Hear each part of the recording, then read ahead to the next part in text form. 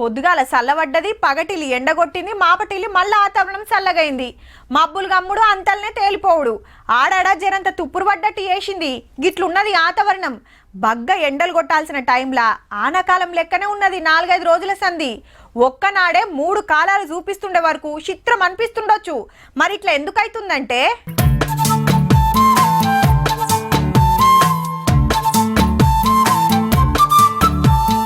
రైతులంతా నిమ్మలబడే ముచ్చటేందంటే ఈ కిత్తకు ముందే వస్తున్నాయి ఆనమబ్బులు.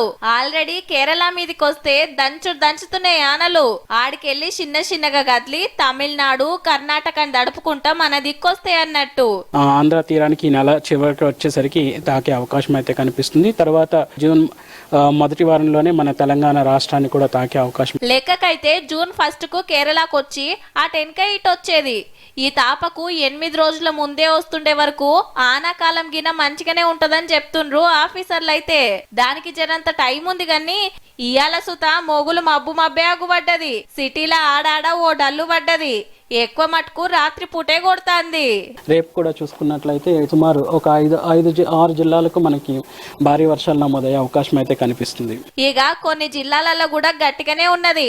అందరికేం తిప్పలేదు గాని వడ్లు కాంటగానికే రైతులదే మస్తు గోసున్నదుల్లా. పొట్టు ఆనలు పడుతుండే వరకు సక్కదనాల పంట తెర్లు కాబట్టే ఒక్కొక్క కాడ వడ్లు కొనటానికి లాపర్వా చేస్తురట ఆఫీసర్లు. సొసైటీ సిబ్బంది అమలు రప్పించలేదు. వాళ్ళ నిర్లక్ష్యంతో ఇన్ని రోజుల దాకా ఆగింది. నేర్పాలంటే కూడా మాతో ఎంత వరకు అవుతుంది సార్? Waste sir. ఎవరు కొంటారు? ఉప్పల మీద లాగాలు వచ్చినాయి. 4 రోజులే ఇదంతా గెలుకుతున్నాము, ఎండబెడుతున్నాము, కాయిదాలు కప్పుడు తీసుడు. 4 రోజుల నుంచి దినం 5 ఊరం కష్టపడుతున్నాం కానీ ఇది ఏం కాదు, ఏం పని చెయ్యదు. ఇది ఇంకో 4 రోజులు ఆనలున్నాయట.